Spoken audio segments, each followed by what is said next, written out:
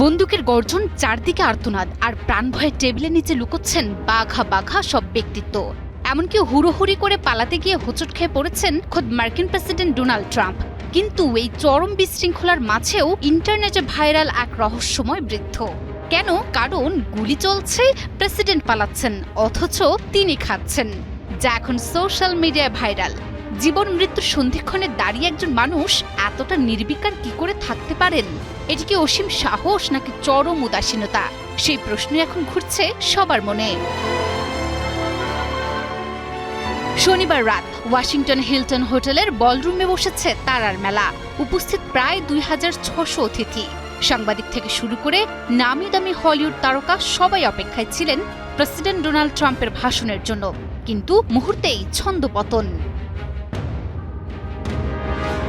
আচমকা ভিড়ের মধ্য থেকে ভেসে আসে পরপর গুলির শব্দ।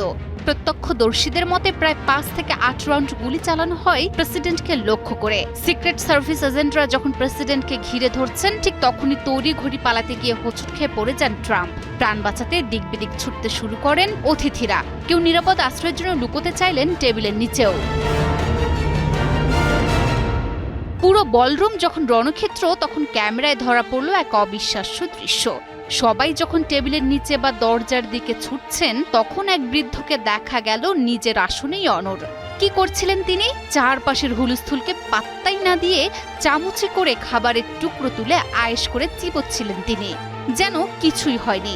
চারদিকে কি ঘটছে তাতে তার কোনো ভ্রুক্ষেপ নেই। পরবর্তীতে নিউ ইয়র্ক টাইমস সেই ব্যক্তিকে চিহ্নিত করেছে। তিনি আর কেউ নন, নামি ট্যালেন্ট এজেন্সি ক্রিয়েটিভ আর্টিস্ট এজেন্সির এজেন্ট মাইকেল গ্লান্স।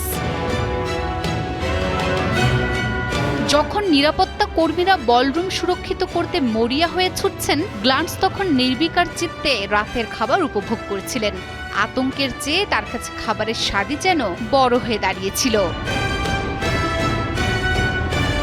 ভিডিওটি ভাইরাল হতেই নেটিজেনদের মধ্যে শুরু হয়েছে তুমুল চর্চা। কেউ বলছেন একেবারেই জেমস বন্ড স্টাইল, আবার কেউ বলছেন সম্ভবত জীবনকে এতটাই দেখে ফেলেছেন যে মৃত্যু ভয় তাকে স্পর্শ করেনি।